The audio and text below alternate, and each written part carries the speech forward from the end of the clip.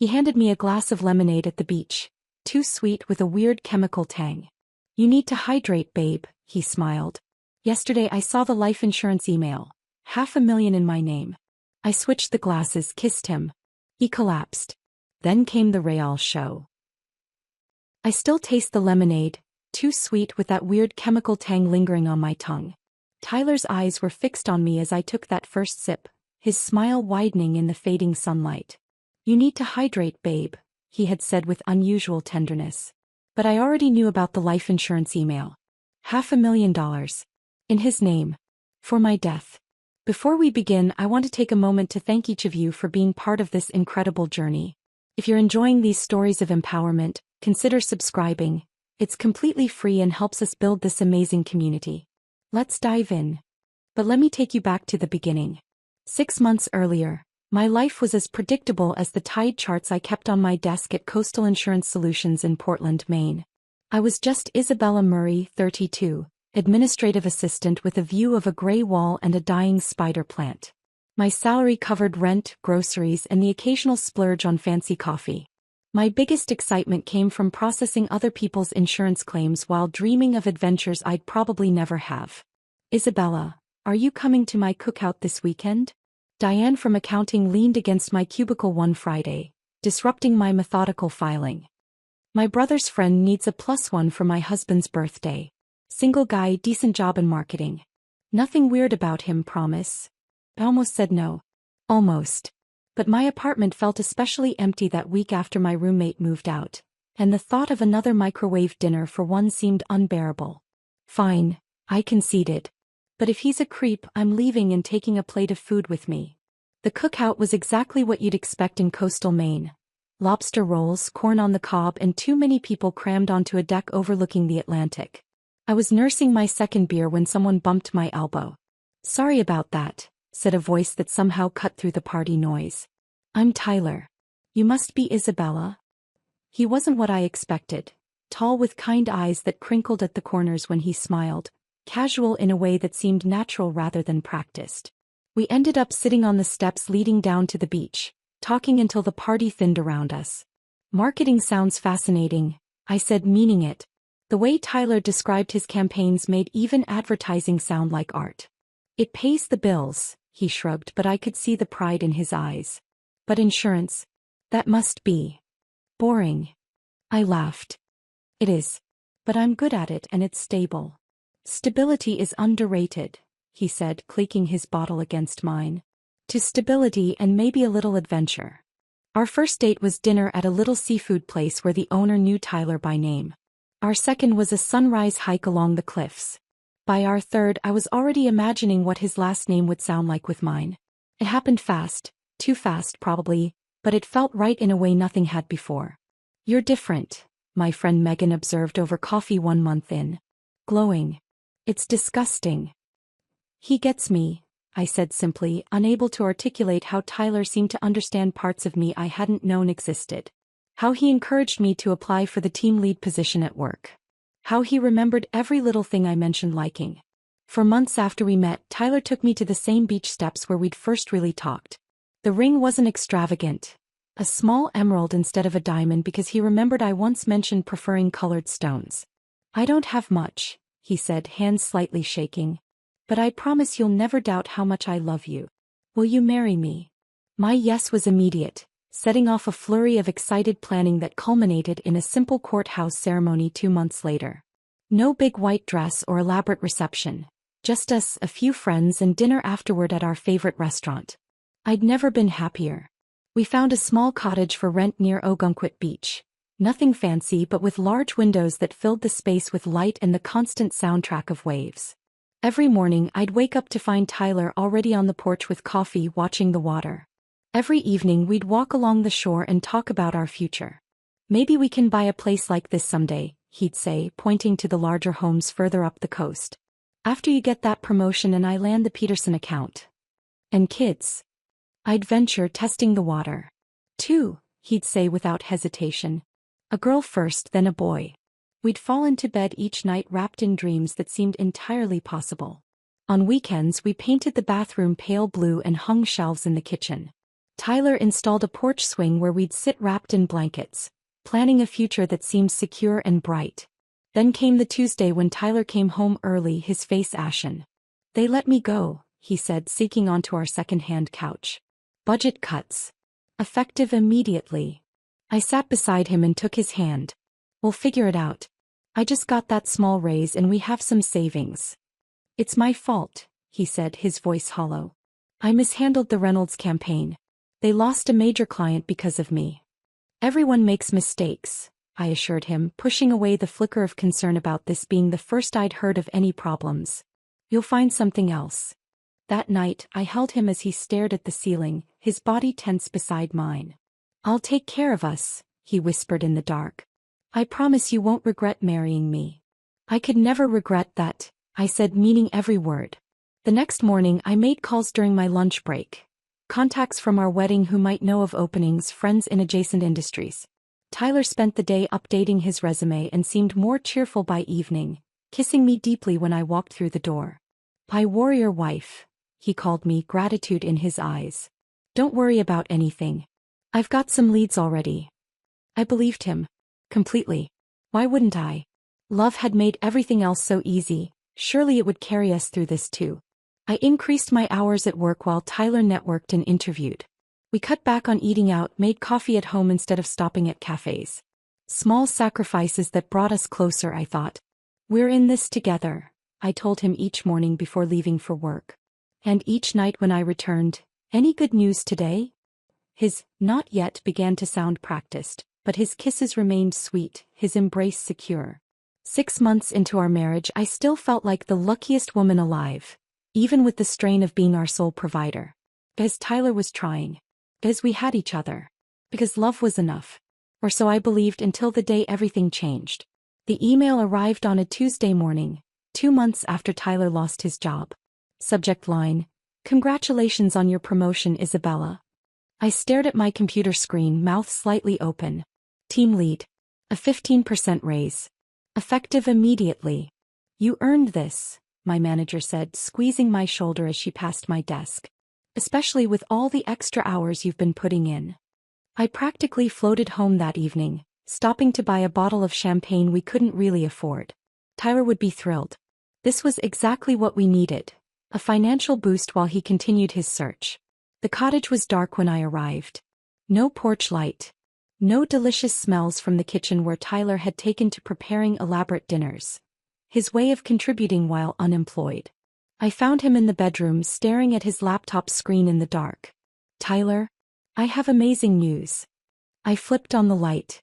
He blinked rapidly, closing his laptop with a snap. "Sorry, I lost track of time. Guess who's looking at the new team lead for claims processing?" I pulled out the champagne, my smile so wide it hurt. His congratulations seemed genuine, the warm hug, the proud kiss on my forehead. But something flashed behind his eyes.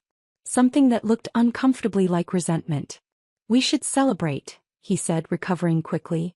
"I made some promising connections today anyway." But 3 months later, those promising connections had yielded nothing. Tyler's rejection pile grew while our savings account dwindled. The champagne bottle from my promotion night remained in our refrigerator, unopened. "I applied for the assistant manager position at the hardware store," Tyler mentioned one evening, voice flat. 40% less than what I was making before." "That's great," I said carefully, learning to navigate his fragile mood. "It's a foot in the door." "A foot in the door," he echoed, a bitter edge creeping into his voice. At 34. With a marketing degree and 8 years of experience. He didn't get the hardware store job. Or the one at the cell phone kiosk. Or the car dealership. Night after night, I'd wake to find his side of the bed empty, the blue glow of his laptop screen visible from the living room. "Just applying for jobs," he'd explain when I'd shuffled out in my robe. "Go back to sleep."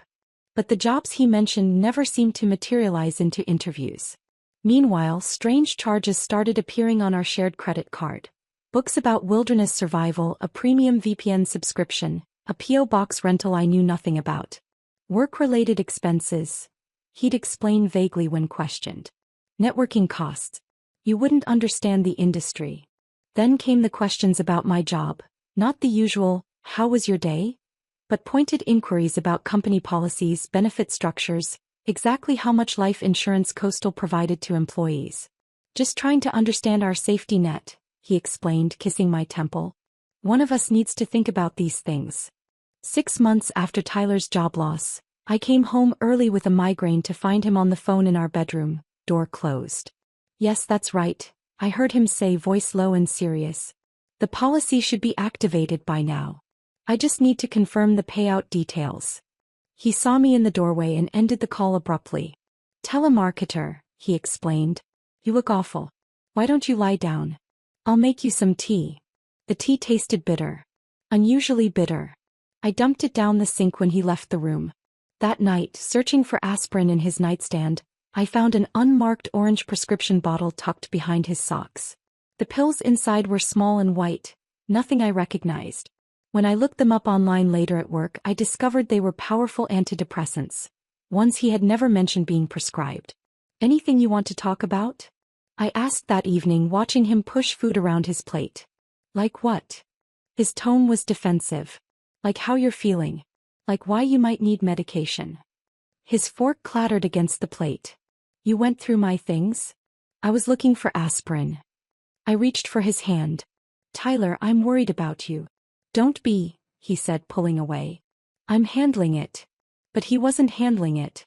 His mood swings worsened, sometimes excessively affectionate, other times absent and cold. He started complaining about stomach pains and insomnia. Once I caught him recording me with his phone while I was cooking. Just capturing memories, he said with a smile that didn't reach his eyes. Then came the beach invitations. Sunset picnics, early morning coffee on the sand. Always with some strange-tasting drink prepared just for me. Special recipe, he'd say. Packed with vitamins. After each outing, I'd experience mysterious symptoms. Dizziness, nausea, headaches that lasted for days. And each time, Tyler was the attentive husband, insisting I rest while he handled everything. One afternoon, while Tyler was supposedly at a job interview, I found myself alone in the cottage, staring at his closed laptop. I had never invaded his privacy before, had never wanted to. But the orange pill bottle, the strange drinks, the memory of that hushed phone call. I opened his laptop. The password I tried, our anniversary date, didn't work. Neither did his birthday or mine. On a hunch, I typed the date we expected to fully pay off our modest wedding debt. October 17, 25. The screen unlocked. His browser history loaded automatically. I didn't have to scroll far to feel my blood run cold. How long does arsenic stay in the system? Undetectable poisons, common household. Life insurance claim process, spouse. How to make death look like natural causes. My hands trembled as I clicked on a bookmarked email. The sender was Atlantic Life Insurance. The message confirmed a policy taken out in my name. $500,000 with Tyler as the sole beneficiary. The activation date was just 2 weeks ago. I closed the laptop exactly as I'd found it and went to the bathroom, splashing cold water on my face. In the mirror, I noticed how pale I looked. How tired. Was I actually sick, or was I being? I couldn't even think the word. That night, Tyler was unusually cheerful. I have a surprise, he announced over dinner. I've planned something special for tomorrow. A beach picnic at sunset. To celebrate 6 months of marriage. Sounds perfect, I said, my voice steady despite the ice forming in my chest. Should I bring anything? Just yourself, he smiled, reaching for my hand across the table. I'll take care of everything. I'm sure you will, I thought, returning his smile while my mind raced through possibilities. I needed evidence. Needed to be certain before I made any accusations. Or any moves.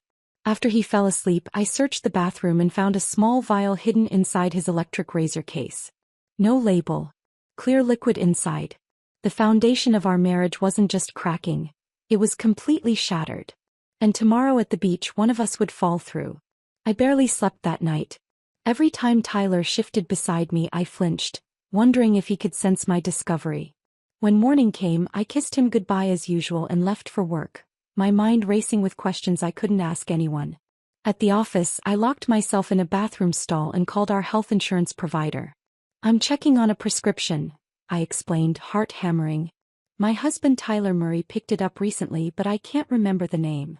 We don't show any recent prescriptions for Tyler Murray, the representative replied after a moment. The last one was 3 months ago. Amoxicillin for a sinus infection. So the pills weren't prescribed. Where had they come from? And why?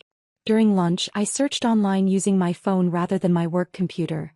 Symptoms of slow poisoning, how to tell if someone is poisoning you, common household poisons. Each search result made me more nauseous than the last. The symptoms matched what I'd been experiencing after our special beach outings. The dizziness, nausea, headaches. I thought back to every drink he'd prepared for me over the past month. The bitter tea when I had a migraine. The vitamin-packed smoothies. Even my coffee sometimes tasted off, but I'd attributed it to stress affecting my taste buds. You okay?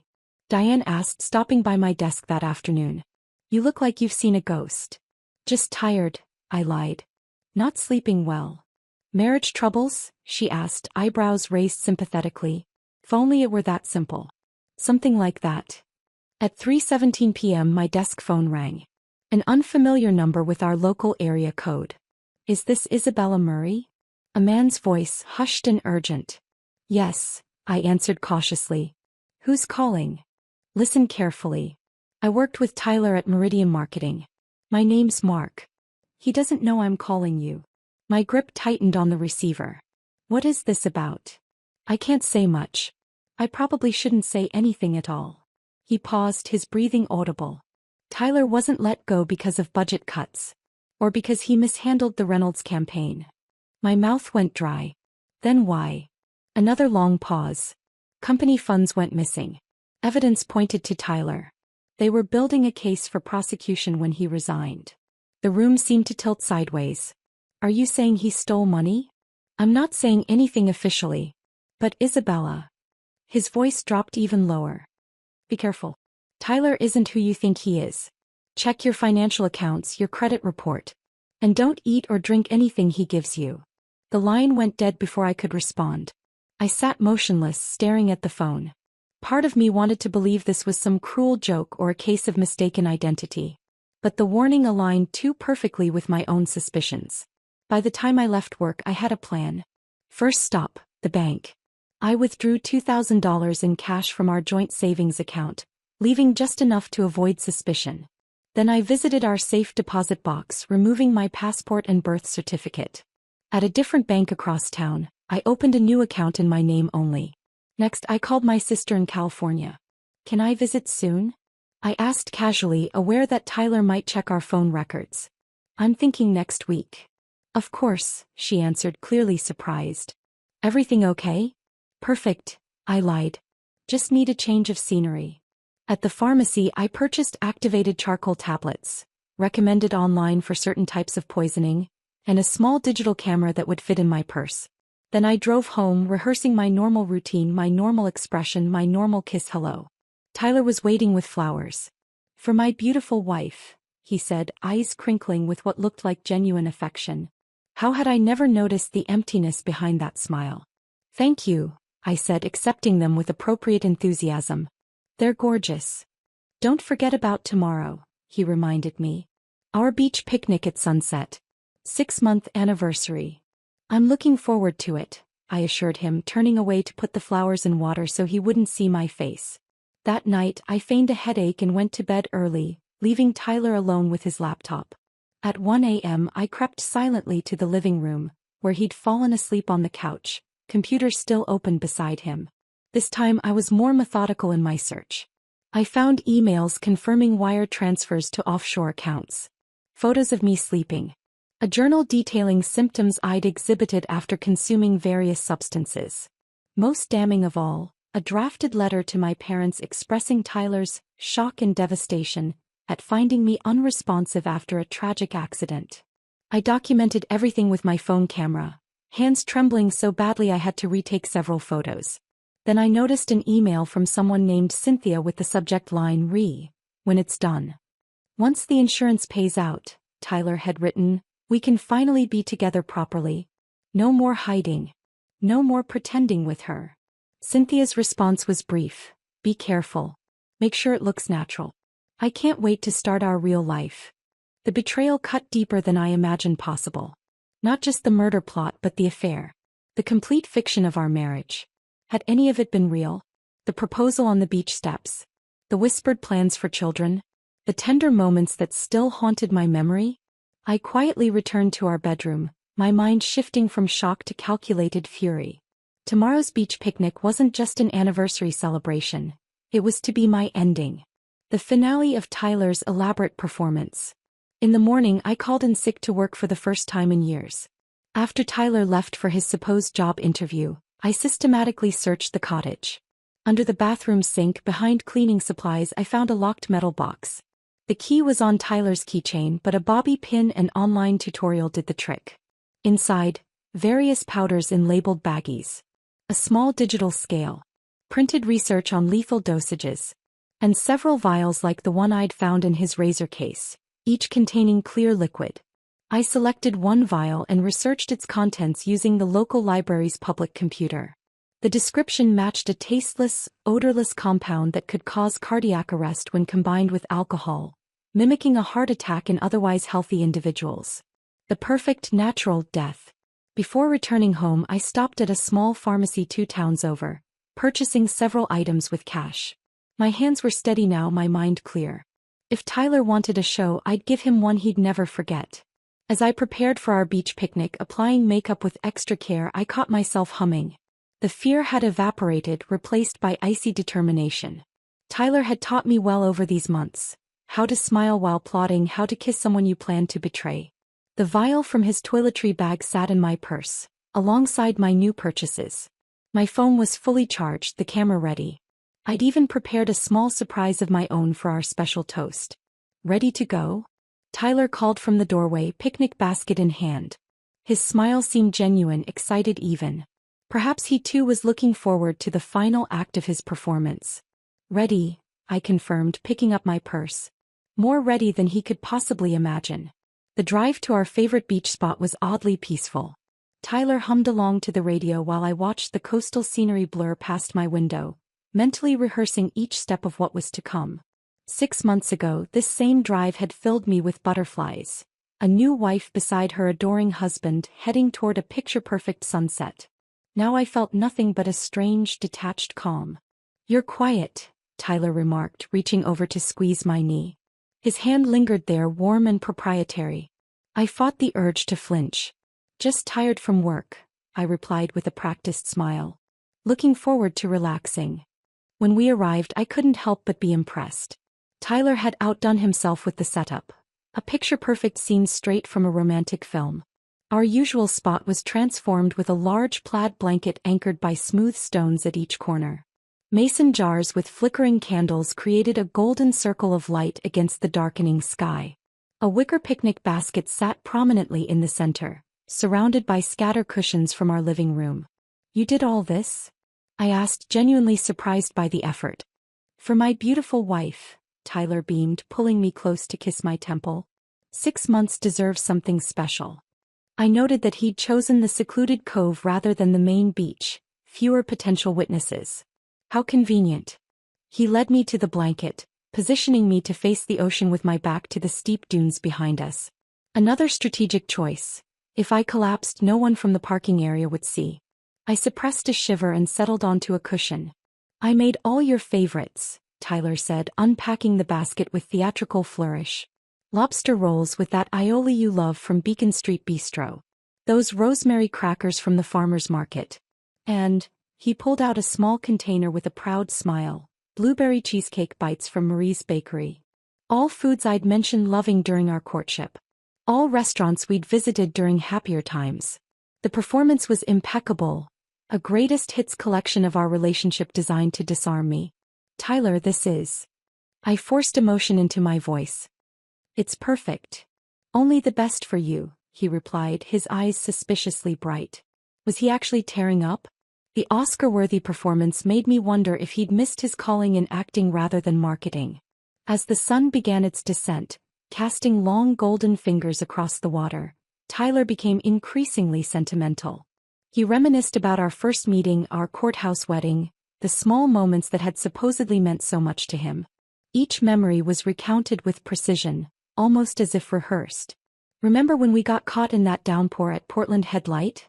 he asked, arranging food on small plates. You were soaked but still wanted to take that selfie.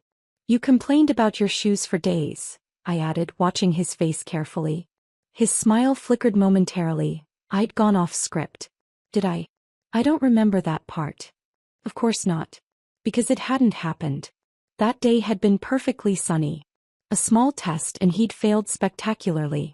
Tyler recovered quickly, launching into another story, this one actually accurate. I noted how he positioned himself slightly above me, always maintaining visual control of the situation. His eyes occasionally darted to the picnic basket where something remained unpacked. I ate cautiously, taking small bites, watching him pretend to enjoy his own food while monitoring my consumption. The lobster roll tasted normal, but I couldn't be sure. I secretly slipped small bits of food into a napkin whenever his attention drifted. This sunset reminds me of that painting in your parents' house, he said, wiping his hands. The one you said you wanted for our bedroom someday. Another fabrication. My parents didn't own any sunset paintings. It's breathtaking, I agreed, matching his pretense with my own. The tide was coming in, waves creeping closer to our blanket. Perfect timing. The rhythmic sound would mask any distress I might display later. Had he planned that too? As the last sliver of sun melted into the horizon, Tyler reached into the basket and withdrew a thermos and 2 plastic champagne flutes. My pulse quickened. I've been saving something special, he announced, unscrewing the cap. Pink liquid poured into the glasses. Lemonade with a slight rosy tint. Strawberry lemonade with a twist. My own recipe. He handed me a glass, his fingers brushing mine deliberately. I detected a faint, unusual odor, something chemical beneath the strawberry sweetness. Aren't you going to try it? He prompted when I merely held the glass. I made it just for you. I thought we could toast first, I suggested, raising my glass slightly. To 6 wonderful months. Tyler nodded, pleased. To us. To our future. His enthusiasm was chilling. The eagerness of someone who knew this future would be measured in minutes, not years. Actually, I said, lowering my glass, I forgot to show you something. I reached into my purse and removed the small pharmacy bag I'd prepared. Look what I found at that boutique you like. Tyler frowned, momentarily confused by the deviation from his plan. As he leaned forward to see, eyes locked on the bag, I moved with practiced efficiency. One smooth motion, that's all it took to switch our glasses. My untouched lemonade for his. Just a little anniversary surprise for later, I explained, returning the bag to my purse. His frown dissolved into that practiced smile. You're full of surprises lately, he said, raising his glass again. To us. To getting exactly what we deserve, I responded, meeting his eyes steadily. We clinked glasses. I pretended to sip while watching him drink deeply, thirsty after his performance. The satisfaction in his eyes was unmistakable. Mission accomplished in his mind. The pink liquid disappeared down his throat as the last light faded from the sky. That's delicious, I lied, setting my mostly full glass aside. The perfect end to a perfect evening. Tyler nodded, draining his glass entirely. You need to hydrate, babe, he insisted, already reaching for the thermos. Have some more. I waved him off. Maybe in a bit. Let's enjoy this view first. Little did he know, we were about to witness very different finales to the evening he'd so carefully planned. We sat watching the waves for several minutes, the sound of the surf filling the silence between us. Tyler checked his watch repeatedly, a slight frown creasing his forehead. He was waiting for something to happen. To me. Are you feeling okay? He asked, voice laced with false concern. His eyes scanned my face intently. I'm fine, I replied. Why wouldn't I be? His smile tightened. No reason. Just checking on my wife. 10 minutes passed. 15. I watched his confusion grow as he reached for the thermos again, pouring himself another glass of the pink lemonade. His hands trembled slightly, the first sign. You know, he said, voice suddenly hoarse, I don't feel so great. What's wrong? I asked, injecting just the right amount of concern into my voice. He pressed a hand to his chest, blinking rapidly. Just heartburn, maybe. The second glass, insurance I supposed, disappeared down his throat. A desperate measure. Within minutes, beads of sweat formed on his forehead despite the cool evening breeze. He loosened his collar, breath coming faster. Tyler. I touched his arm, my performance beginning. You're really pale. What's happening? He tried to stand but staggered, collapsing back onto the blanket. Panic flashed in his eyes. Real panic, not the manufactured kind he'd been feeding me for months. I recognized the exact moment he realized something was terribly wrong. His gaze darted to my nearly full glass, then back to his empty one. What did you? He clutched his chest, face contorting. Isabella. I pulled out my phone with shaking hands, an authentic tremble now as the reality of what I'd done hit me. This was no longer theoretical. I dialed 911. Emergency services, what's your emergency? My husband, I gasped, genuine tears springing to my eyes. Something's wrong. We're at Ogunquit Beach, the northern cove. He can't breathe. Please hurry. Tyler was on his back now, gasping like a landed fish. His eyes locked on mine, accusatory, bewildered, and something else. Recognition. He knew. I held the phone to my ear with one hand and gripped his fingers with the other, leaning close. Did you really think I wouldn't find out? I whispered, low enough that the dispatcher couldn't hear. About the poison? The insurance policy? Cynthia. His eyes widened. They're sending an ambulance, I announced loudly for the benefit of the dispatcher. Hold on, baby. Please hold on. The poison worked faster than I'd anticipated. By the time blue lights flashed in the parking lot above the dunes, Tyler was convulsing, foam gathering at the corners of his mouth. I flagged down the paramedics with my phone's flashlight, screaming for help in a performance worthy of his. We were celebrating our anniversary, I sobbed as they rushed to his side. He just collapsed. Is he having a heart attack? They worked with practiced efficiency, checking vitals, administering oxygen, loading him onto a stretcher. I clutched the thermos of lemonade, making sure it came with us. Evidence was important after all. What did he consume today? One paramedic asked as they carried Tyler up the dune path. I handed over the thermos, trembling. Just this lemonade. He made it himself. In the ambulance, holding Tyler's cold hand as the siren wailed, I experienced a strange doubling of emotion. Genuine horror at watching someone die, mixed with cold satisfaction at having escaped the same fate. His eyes remained fixed on mine until they rolled back, his body jerking one final time before going completely still. We're losing him, a paramedic shouted.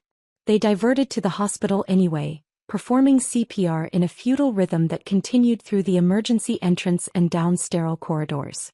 I was directed to a small waiting room where a police officer eventually found me, hunched over and hollow-eyed. Mrs. Murray?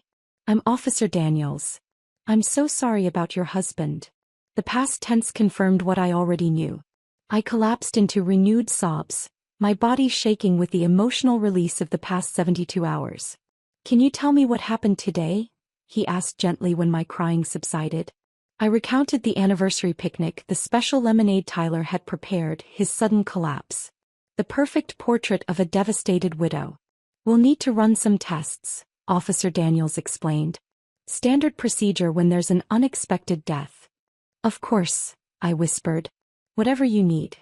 While hospital staff collected samples from the thermos, police officers accompanied me home to gather Tyler's medical information. I directed them to his laptop, for his medical history, knowing exactly what they would find. 3 days later, Detective Simmons sat across from me at our kitchen table, a folder open between us. Mrs. Murray, I'm afraid we've discovered some disturbing information. Her tone was careful, measuring my reaction. Your husband's laptop contained evidence suggesting he was planning to, she paused, searching for gentle words, harm you. I widened my eyes in shock. What? There were searches about poisons, detailed notes about symptoms you'd been experiencing, and documents regarding a substantial life insurance policy. My hand flew to my mouth. That's impossible. The toxicology report showed significant levels of thallium in the lemonade, she continued. The same substance we found traces of in your hairbrush and coffee mug. He'd been poisoning you slowly. I don't understand, I whispered, the grief in my voice now tinged with horror. Why would he? We've also uncovered evidence of embezzlement from his former employer. Over $300,000 missing. And communication with a woman named Cynthia Winters planning to leave the country using your insurance payout. I let this information wash over me, crafting my reaction as carefully as Tyler had once crafted his lies. I can't believe this is happening, I murmured. The man I married. Detective Simmons reached across the table, patting my hand. The evidence suggests he accidentally consumed the poison meant for you. Perhaps mixed up the glasses. I nodded slowly, tears spilling down my cheeks. He insisted I drink that lemonade. I just wasn't thirsty. 2 weeks later, after the funeral no one attended and the investigations concluded with accidental self-poisoning, I stood in our empty cottage, boxes packed for my move to California. The ocean that had witnessed our beginning and end roared outside, indifferent to human dramas. Tyler's plan had been meticulous, except for the possibility that I might be equally calculating. In his personal files, police found offshore accounts, fake identities and airplane tickets for two to Belize, dated for 3 days after our beach picnic. My death had been scheduled with the precision of a business transaction. As I locked the cottage door for the final time, I felt neither triumph nor crushing guilt, just a hollow ache where love had once resided and the quiet determination to reclaim my life from the ashes of deception. Some nights I still taste that lemonade, too sweet with a weird chemical tang. But the dreams of Tyler's face as realization dawned are growing less frequent. The insurance company is investigating his death, of course, but with the evidence of his plot mounted against him, they won't find me at fault. The beach where it happened remains beautiful despite its darker memory. Perhaps that's the lesson in all this, that beauty and treachery can exist in the same space, that trust and betrayal can wear the same smile, that survival sometimes requires becoming the monster you never wanted to be. I'm learning to live with these contradictions as I rebuild my life one careful step at a time, drinking only from glasses I've poured myself.